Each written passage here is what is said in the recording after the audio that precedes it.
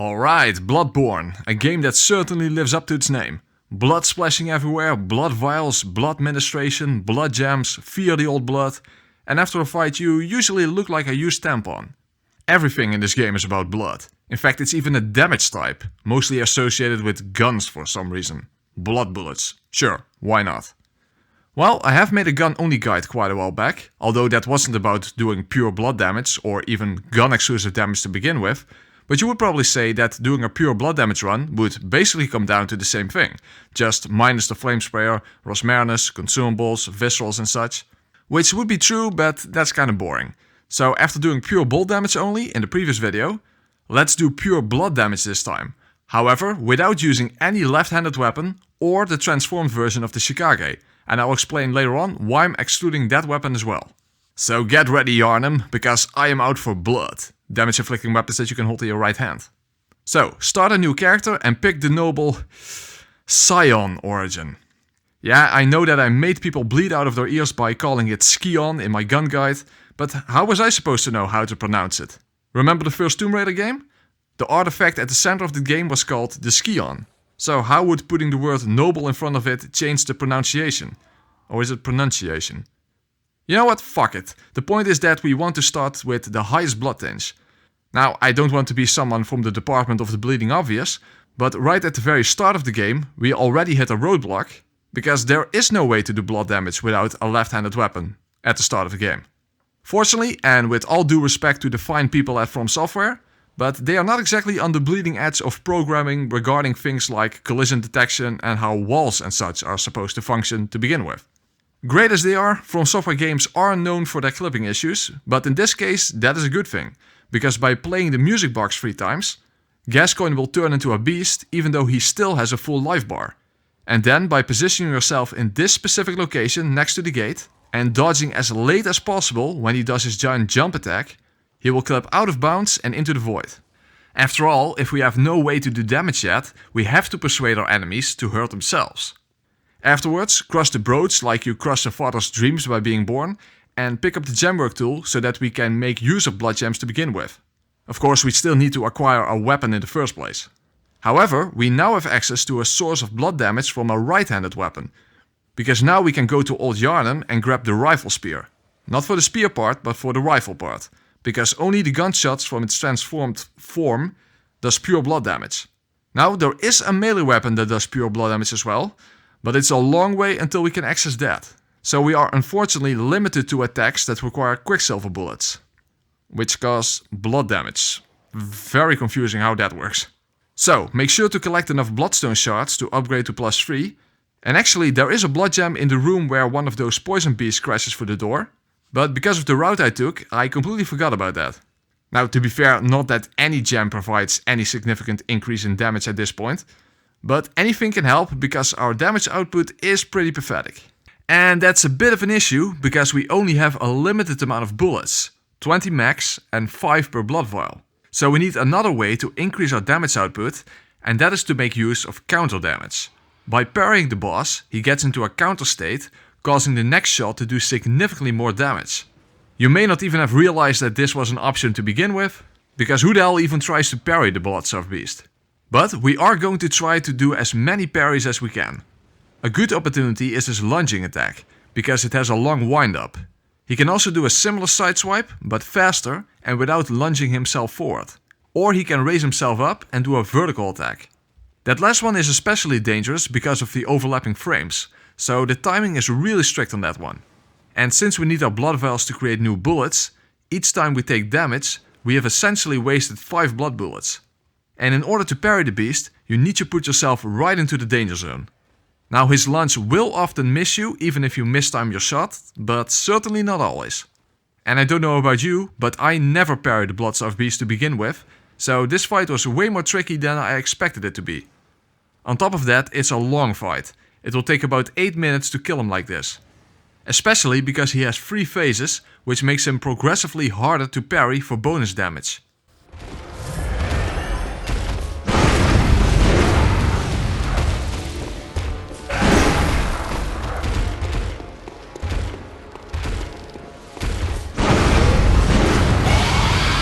because when he gets into second phase, he becomes really aggressive, doing his massive scraping combos, making it even less safe to stand right in front of him.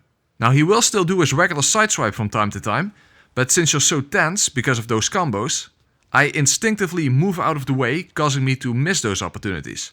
Fortunately, he will still do his lunging attacks, and that remains the best opportunities for parries.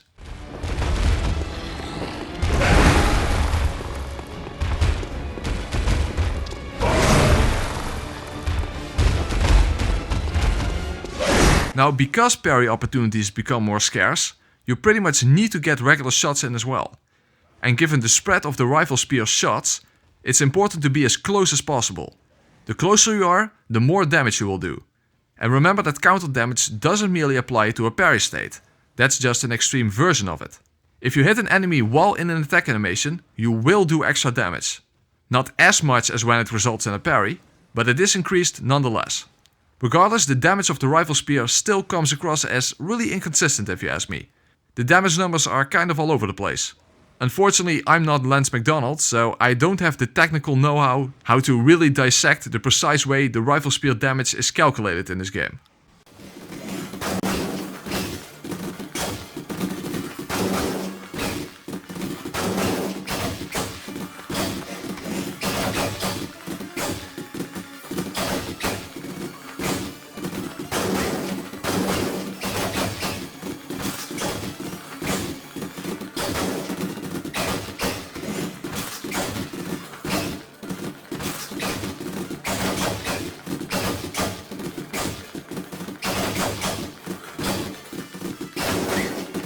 When the boss gets into third phase, things become even more complicated because of the poison aura.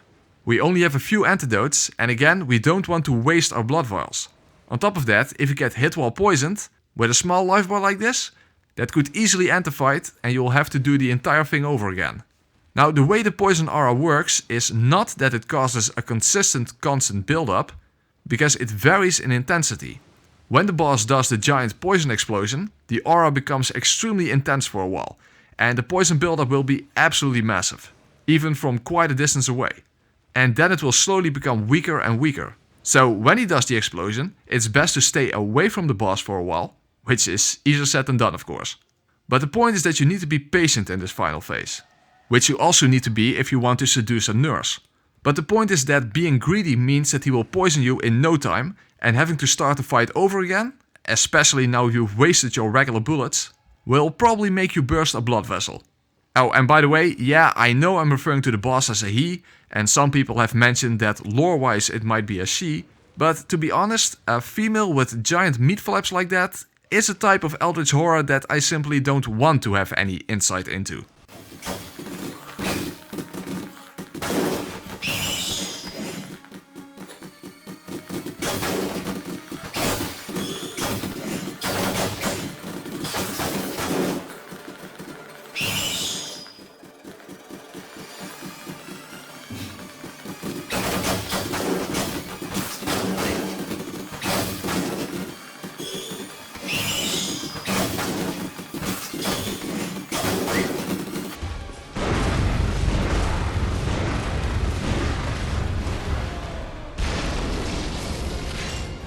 And there we go, I guess it was actually the blood damage starving beast, huh? Now, technically, given that we now have access to the chalice dungeons, we could get the lost Chikage, and then we could just beat the game with its transformed version. But that's one of the reasons I excluded it from the run. Now, we are going to make a trip into the chalice dungeons eventually, but first we're going to Cathedral Ward, because that's another area we gain access to after beating the BSB. Technically, you could farm the wheelchair guy up here for bullets. However, at this point, that will require 3 bullets to get 4 back, so that would be quite tedious. However, the communion rune in the chest will be useful for later. And speaking of chests, there's also one in the first room in the tower that contains a blood gem that I completely forgot back when I was doing my gun run. However, this time it's useless because it doesn't fit inside the rifle spear anyway. But we are obviously now aiming at making our rifle more powerful, so it's twin shot farming time. And of course, pay a visit to the Hunter's Workshop along the way to get the Doll's Cloves for a whole bunch of blood echoes. And don't heal along the way, just save those blood vials by making a short trip to the Hunter's Stream to refill your health. By the way, in principle I could have given the hair ornament to the doll for the tear gem and place it in a left-hand weapon for the healing effect. But I simply decided to not equip any left-handed weapon to begin with. Regardless, I thought I should mention it. Now in Cathedral Ward itself, I went up the ladder to pick up the numbing mist to prevent Amelia from healing, but then I realized something. That's against the rules, because hitting someone with numbing mist does a tiny bit of physical damage. Yeah, that's one of those little details that you need to pay attention to. Now because we cannot access the Forbidden Woods yet, and no, I'm not doing the gate skip this time, but you can get a whole bunch of twin shards by paying a visit to Hemwick Charnel Lane. We are eventually going to Knurst anyway, so we might as well open up the shortcut to the witches. I do think it's slightly annoying that even in a game where you can't really aim to begin with, my aiming abilities still are a bloody disgrace. Other than twin shards, there's actually a triangular gem inside the chest behind the executioner. If you can get there, that is. Yeah, this is not gonna work. Alright then, in that case I will first get the twin shards from the scurrying beast near the witches, the one that's hidden. And then I can hopefully circumvent the executioner altogether. And that's a good thing because I'm out of blood vials, so after picking up the gem, I can quickly get myself to safety by facepalming back to the lantern. What the fuck? Yeah, talk about facepalming. Blasphemous murderers, blood-crazed fiends. You can also get twin shards on the other side of the cathedral, although I wouldn't recommend getting the ones from the two scurrying beasts because of the executioners. Not that there's a cackle of old ladies following this time, but still. If you require even more, you can also pay a visit to Hypogean,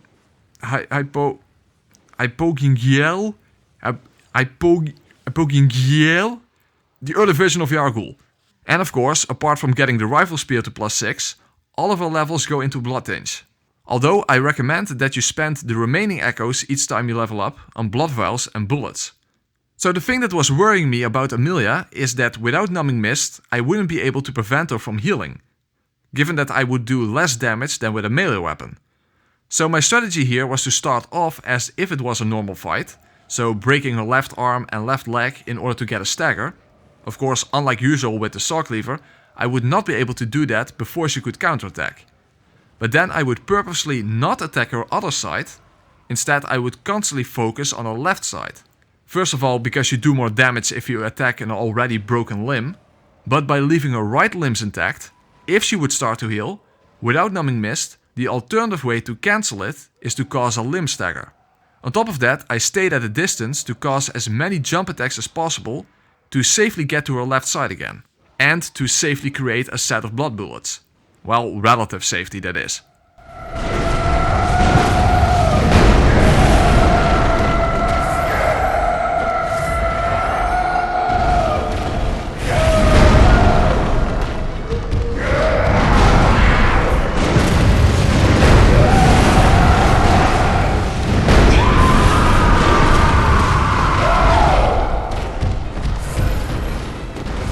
Ironically, given that she can also heal her broken limbs, like any boss that can be limb staggered can do, I actually got another stagger when she was already low on health. So at that point I was like, well, fuck it, I will just break her other side as well and finish the fight. So because of favorable RNG, I couldn't really show what I was going for, but I think the principle is clear enough at least. It's quite ironic, but when doing a guide like this, favorable RNG can actually be quite detrimental. Alright, with Amelia down, we can access the DLC, because I don't want to be stuck with the rifle spear for the entire playthrough. By the way, you can farm decent radial gems from the enemies that get bolted to death, but that's kinda tedious, so I didn't do that. But the weapon I have my eye on is Simon's Bowblade, held by, well, Simon. There's one problem though, other than the fact that it feels wrong to kill one of your blood brothers. But beside that, even though he's a bit of a scrawny guy, he's actually beefy as fuck. And there's no way we are going to kill him with our stupid rifle spear. In fact, we might literally not have enough bullets even when depleting all of our blood vials. That's how crazy high his defenses are. Fortunately, there's another way to kill him when he's at his third location. Unfortunately, that's beyond Ludwig. So that's kind of an issue. There are blood chunks in these sections though. And on top of that, it's time for appropriate fashion for a build that's all about blood. Namely, the Bloodstained Butcher Set. Unfortunately, that set is located behind an even more powerful version of an executioner. But without any old ladies on our trail, that shouldn't be an issue. Oh, nice, first try, sweet. So now we at least look the part. Well, actually, my local butcher doesn't look like this at all. However, I don't think that a white apron with one of those paper foldable hats would really have been the ultimate fashion born either. Well, if we want to stand a chance against Ludwig, we better get as much damage out of our rifle spear as we possibly can. Yes. Password? Bloodshot. So first we need to make a quick run through the Forbidden Woods so that we can go I'm still in the Dream Snake Eater to Josefka's clinic I'm still in the Dream Snake Eater. Because if we get the summons and make a trip to Knurst, we can get enough bloodstone chunks to upgrade to +8. And on top of that, there's another communion rune. And given that we have to kill the witches to even get to Knurst to begin with, that will allow us access to the rune tool so that we can equip those runes. Well, the witches aren't that big of a deal as usual. However, you can't really prevent them from teleporting. Well, you sort of can if you spam, but it's a bit inconsistent. Also, don't fire at the enemies that they spawn, because that will actually make them aggressive. Whereas if you leave them be, you can at least ignore them with relative safety. Or of course you can choose to re-enter the fight with 0 insight. However, I'm saving my insight for later anyway. So now we get to Knurst, and here we actually can acquire another right-handed weapon that does pure blood damage in its transformed mode, namely the Reiter Palace. Of course, only the actual gunshots do blood damage. There is another weapon here though, which doesn't rely on bullets, and that's the Chikage, which would require you to beat Logarius with the rifle spear, which kinda sucks. Then again, that might still be better than Ludwig, I suppose. But the thing is that the transformed version does pure blood damage. However, I excluded it from the run for a couple of reasons. As I mentioned before, one is that you can actually immediately get the lost version from the challenge dungeons, right after the Bloodstarved Beast. But another reason is that other than blood damage, it also has rapid poison buildup. Now of course against bosses with 999 defense, there is not much danger of it activating in the first place. And I guess you could just fight the ones with low resistance very slowly, but nah. And on top of that, I find the idea of infecting people with blood carrying a deadly illness rather spurious. So for those reasons, the 8th sword is off the table.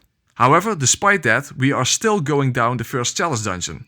Because fighting Ludwig with rifle spear shots exclusively, which have inconsistent damage, and you will constantly have to put yourself in danger by making a set of blood bullets, is, although appropriate for the horse-style theme of that fight, it's about as fun as sucking a big floppy donkey dick. Which, as a little bit of side trivia, is how you can suck dick and ass at the same time. But the point is that we definitely want some high-level gems, so that we can at least do a decent amount of damage.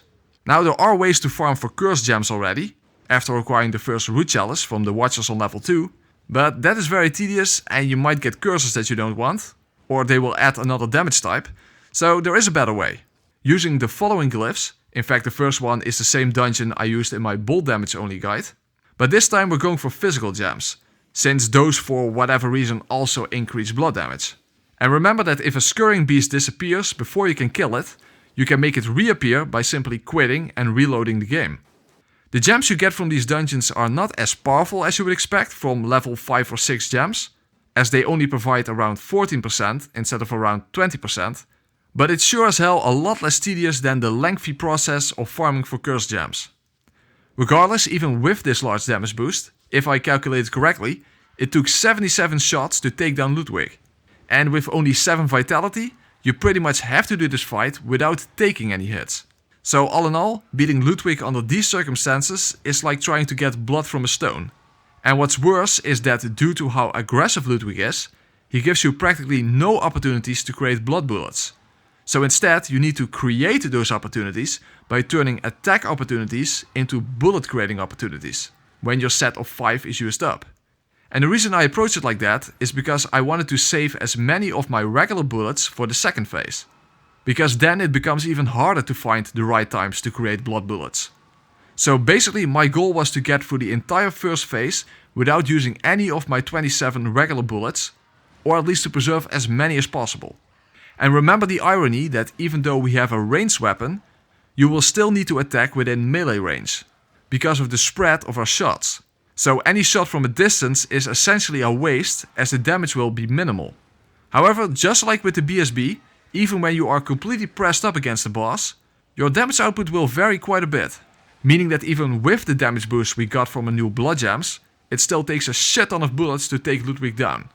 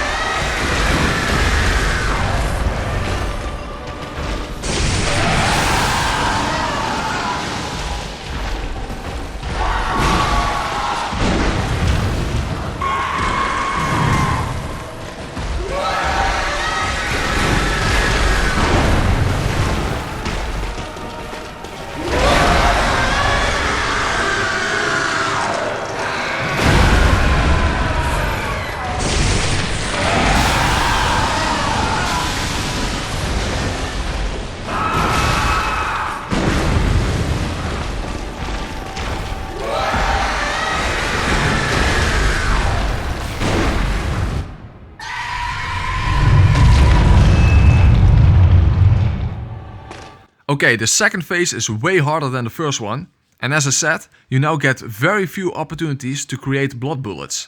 Your best shot is when he does the downward AoE or when you are at a distance. For example, if he gets on the stairs, because you never want to fight him there, because it messes with his AI. You will get an opportunity right after the double wave attack. Also, one thing you really have to be careful of when you fight Ludwig with a low damage output is that normally when he does overhead attacks, which he can do up to 3 times in a row, usually when he double hands his sword, that's the end of the combo, meaning that it's safe to counterattack after that two-handed attack. However, when he gets at very low health, he can actually extend the overhead combo with an additional slash attack after that two-handed attack. Often you won't even notice that, because you will likely use Beast Blood, and at that point you are able to stagger him and then push him into the last bit of his health, when a double stagger is guaranteed, because then he will stagger by design. But when you don't have a high enough damage output, you will need to take into account that the two-handed overhead attack no longer signals a safe opportunity to counterattack. And given how difficult and aggressive Ludwig becomes in his sword phase, you will really be sweating both blood and bullets at this point.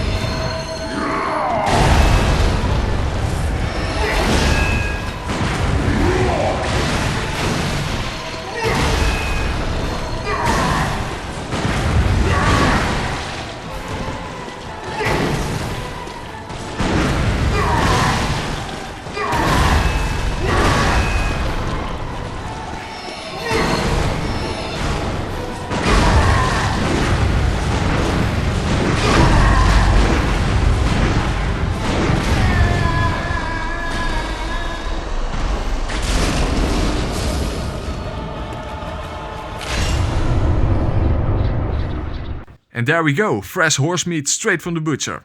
Humanely slaughtered by repeatedly shooting it with buckshot made out of infected human blood. Huh. Well, it still sounds more appealing than going vegan. Speaking of appealing, the true climax of the fight is of course when you blow your load all over Ludwig's face. Alright, so after a quick trip back to the Hunter's Dream, we can talk to Simon once more, but this location provides no advantage over the first one. So we first need to head towards the research hall, and of course don't forget the bloodstone chunk amidst the rats. And you don't have to worry about the NPCs, because you can place the medallion before they have the chance to attack you. However, Simon will not show up near the lamp until you have opened up the shortcut by turning the staircase in the middle.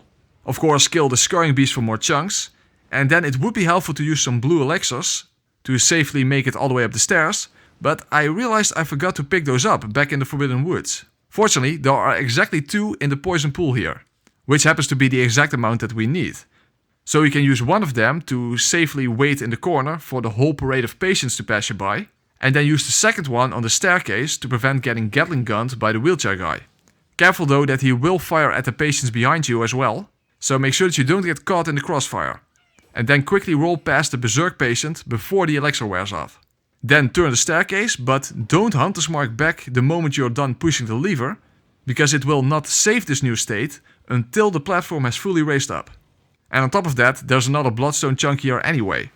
And given that we made our way up here to begin with, we might as well open up the doors so that we can easily access the living failures later on. But first, it's time to finally get rid of the rifle spear. Now you might be thinking that the reason behind killing Simon at this location is because you can knock him over the edge with the beast roar, which given that it does no damage at all, doesn't violate the rules of the run. However, that's not possible, as there's a sort of invisible wall here for NPCs that prevents Simon from falling off. I don't know why that is, but the beast roar cannot help us here. However, we have an alternative. First, kill all of the bound patients on the bottom floor, which takes a while, but they give a lot of echoes, so you can buy all those bullets back, and you will still have echoes to spare. Then aggro Simon, and be careful, because if you're only at 7 vitality like me, he will one-shot you. But even though that, contrary to us, he has a large health pool, that is still no match for the poison pool in this area. Now it will take a long ass time for him to die from this, and that's why you need to kill all those enemies here, so that you can safely run around the pool, so that he will stay inside of it. But eventually he will succumb to the poison.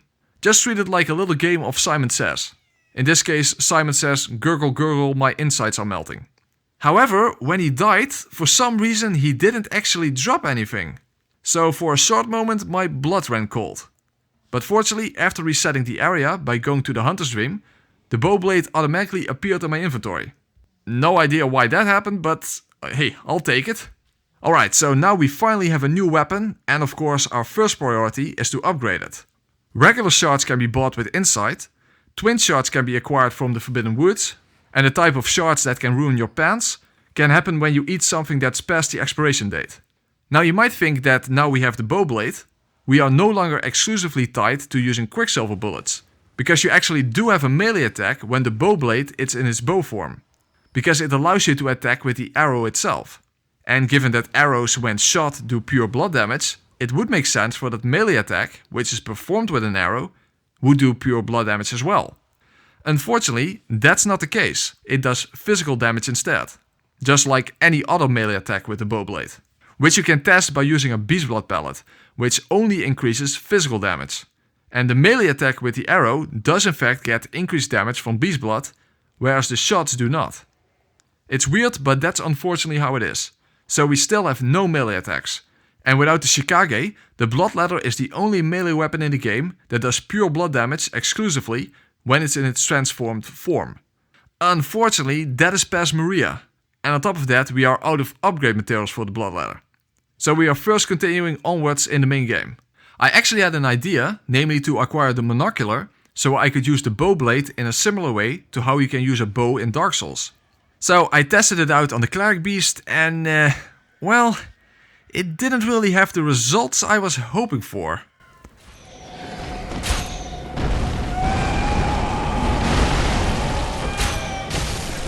Well, the damage is good at least, but To be honest, given the scaling of this early boss, it wasn't that impressive either. So that did make me worry a bit about the fight against Maria, and for good reason. But first the road towards the Cosmic Eyewatcher badge to get easy access to twin shards for the blood ladder later on. Now you would think that the bowblade would make short work of the shadows, but not only will your arrows do less damage than you would expect at this point, but they can also dodge your shots. So you pretty much need to wait for them to attack so that they can't dodge out of the way. Charged R2 attacks will do decent damage, but you can only do that if you're not in reach of the Mace Shadow's fireballs. So once the Katana Shadow goes down, try to get close to the Mace one so that he can't reliably dodge your arrows, and on top of that, that may trigger him to attack with his mace. However, the usual sidestep strategy to deal with the Candle Shadow, once he's the only one remaining, doesn't work with arrows. So at this point I basically started spamming arrows like crazy, and I was fortunate enough that my final arrow took him down. But yeah, it was a more tricky fight than I expected it to be. So maybe you would think that the bowblade would shine against Rom, because it would allow you to kill her from a distance without first taking out each individual spider. Well, that's not entirely true. First of all, the small spiders will mess with your lock-on, and using the monocular slows down your movement. So that's exactly what you don't want with all the small spiders around, or when Rom starts spamming the Meteor Rain in the second phase. So I largely approach it as a melee fight. Fortunately, your arrows will one-shot the small spiders, and once the herd has thinned out, you aren't in much danger anymore, so by side-strafing to just barely avoid her armored head, or by hitting her when she rolls on her back, you can at least take advantage of having a ranged weapon. By the way, I really like what Yharnam did with her dress. Very fashionable. Supernatural C-sections are all the rage these days. Alright, so in Yara Ghul, there are enough chunks to pick up to upgrade the bowblade to +8 and to upgrade the blood ladder later on, together with the chunks from the DLC of course. And on top of that, there's a slightly more powerful gem here as well. And again, remember that physical gems increase blood damage as well for whatever reason. But the main issue for the blood ladder will be twin shards. And that's the main reason we went here, so that we could gain access to Upper Cathedral Ward. Because there we find the Cosmic Eyewatcher badge, which allows us to purchase twin shards with Insight. Of course, after beating Rom we could also buy them with Blood Echoes, but that's really expensive and Insight is something you want to get rid of anyway. Also, while we're up here anyway, we might as well fight the aliens for a better communion rune, because the bowblade would be better suited for this fight than the blood ladder. And yes, the bowblade will make short work of these Rogers, but in fact the real boss in this fight is the lock-on that constantly is trying to screw you over. Well, the camera in general on top of that. Because what's most likely to get you hit is an attack from an alien from off-screen. So then I had another bright idea, and that was, since I was already up here anyway, I might as well take on a Brightest too. After all, the advantage of a ranged weapon is that you don't have to wait for her to lower her head. In fact, it's her lock-on point, so in principle it's a very effective weapon against her. Although I was expecting a higher damage output, but of course the bowblade isn't fully upgraded, and she is weaker to bolt than to blood, although her blood defense is in fact much lower than her physical defenses apart from frost damage. And because you fight from a distance to begin with, avoiding her charges are easier to do, and you will automatically stay out of her frenzy aura. However, when I thought I would beat her without taking any damage, I somehow got clipped by her spit right at the end of the fight. So it was almost perfect, but then I took damage at the very end. That together with my piss really made my blood boil. However, it's about time we make our way towards the blood ladder. So back in the DLC, we first encounter the living failures. And here the bowblade is a pretty effective weapon. The damage isn't that bad, especially at the start, where it's relatively safe to get charged R2s in, because you can stay out of the reach of the melee ones, so it's really only the casters you need to worry about. Well, and again the camera of course when 4 are active at the same time, because they can surprise you from off screen. And the great thing about the meteor phase is that you can keep attacking the failures from a distance while hiding behind the sunflower. Bloody hell, that was not the right location. Okay, this is definitely a lot better. And let's not push my luck and quickly finish them off before the next meteor rain. But the point is that was quite doable with this weapon. However, Maria, with her defenses, her dodging abilities, and her methods of punishing you when making blood bullets, really will make you call her lady. And the environment will make you add of the Astral Clock Tower to it. However, there's a problem with the Maria fight. Well, other than the fight itself being a problem, because it's way more difficult than you might expect with a bow blade. So it took a while to get through it. But unfortunately, I lost the footage of the failed attempts, and that sucks because not only were there some teachable moments, but also some great potential joke material, which could have been the highlight of the video, including a Dutch joke for my fellow countrymen with the intro cinematic, where Maria grabs my character, who is wearing a butcher outfit, and says, "Hey slager, mag ik een plakje worst?" Okay, maybe there nothing of actual value was lost, but given that I'm now unable to add that kind of meme material, this video will not result in me getting chased by hordes of sex-crazed fangirls, which is obviously the only reason that will not happen. So I will have to come up with a quick alternative. Butcher. What do you call the delivery guy for a Bloodborne style butcher? A steak driver. Huh. What was the video about again? Oh right, Blood Only Guide, the Maria fight. So the thing with fighting Maria with the bow blade is that she is an expert at dodging, especially given that she can use the Hunter's Bone ability. So for the majority of the fight, you have basically no advantage from having a ranged attack. And the damage output isn't exactly spectacular either. And no stun locking her during her first phase obviously, like you can do with a melee weapon. And given that you want to save as many of your regular bullets, arrows, bullet arrows, whatever, for the third phase, where she essentially has more range than you ironically, you constantly need to put yourself into danger by creating blood bullet arrows. And you can only do that when you are far away from her. Especially when she has a Rakuyo as a single weapon. Because you may not even notice this as much because you either stun lock her in the first phase or parry her into oblivion if the build allows for it. But her first phase has two movesets that she can switch between. And when she has a Rakuyo as a single weapon, she becomes very trigger happy with a gun.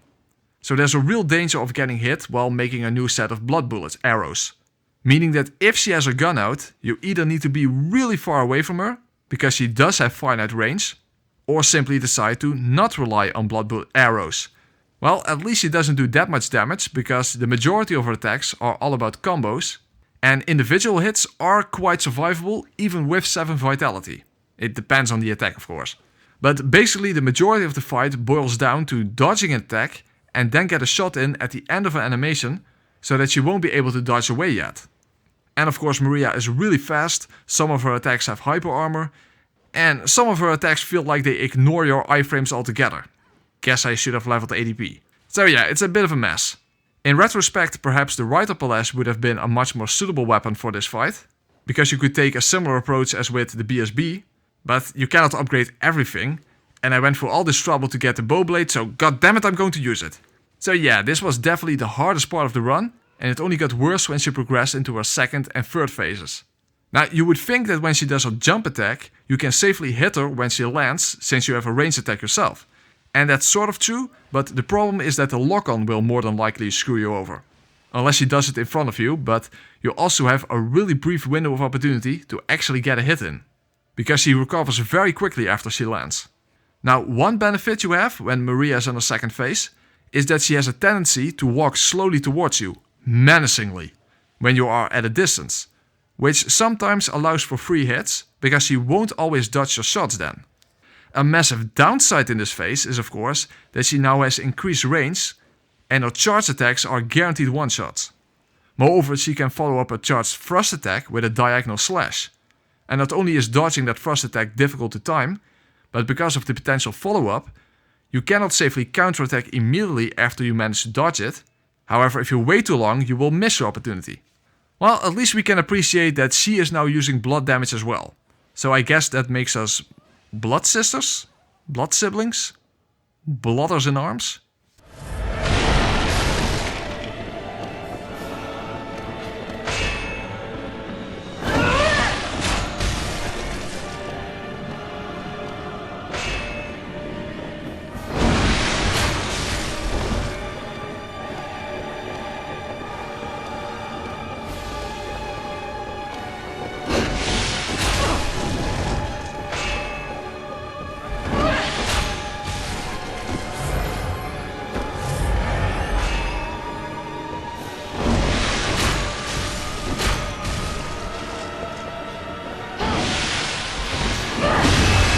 Okay, now the real shit show begins, because in her third phase, she not only has massive range, but double hitboxes as well. So this is basically where I saved most of my regular bullet arrows for, so that I could try to spam as many of them when she is walking menacingly towards me. Because this is essentially panic mode, where you desperately try to get away from her to prevent getting stuck in a corner, trying to dodge through combos where most attacks have double hitboxes. Well, at least when she does the jump attack, when you are far away from her, you have the opportunity to get a charge or two attack in. For, well, not exactly massive damage, but slightly less pathetic damage, I suppose. But at least here it feels like you can actually take advantage of having a ranged weapon. At least if you can finish the fight without running out of bullets. Arrows.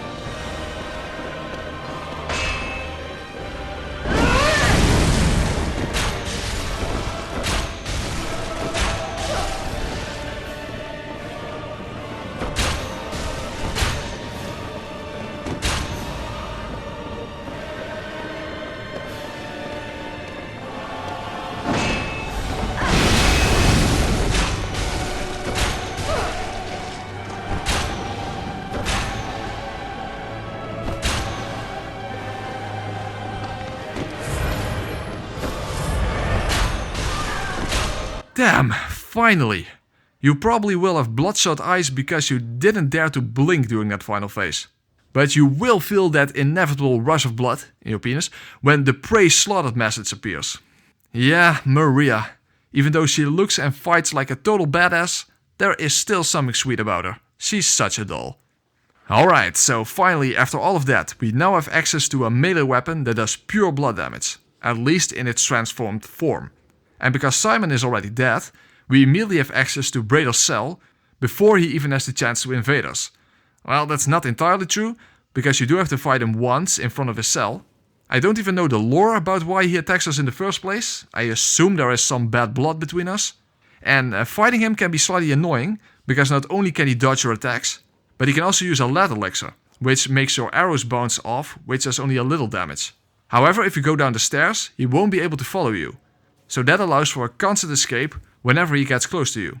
And this fight already gives us one part of his set.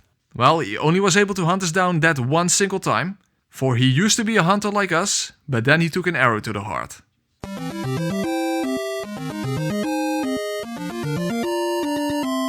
So what about the rest of the set? Well, at the locations where he would normally invade you, you can now find the remainder of his attire. And after collecting more chunks, and of course the blood rock, beyond the part with the winter lanterns, we now have a fully upgraded blood damage exclusive melee weapon. Who let the blood out? Oh, okay, that was... Well, I would edit that part out, but I can't because the video is already uploaded. Wait, what? Speaking of those winter lanterns, by the way, you can farm them for the best gems that you can get without going back into the chalice dungeons. It is quite tedious though, and again you are likely to get curses that you don't want, like attack down or beast down or go fuck yourself up. So I only farmed for a short while. But hey, we now have a really powerful blood ladder, which allows us to take on the rest of the game. Of course I then realized that at this point there wasn't exactly that much of the game left, so... But at least, now all of you young bloods out there know how to beat Bloodborne doing pure blood damage, without a left-handed weapon and without the Chikage. So it can be done through blood, sweat and tears.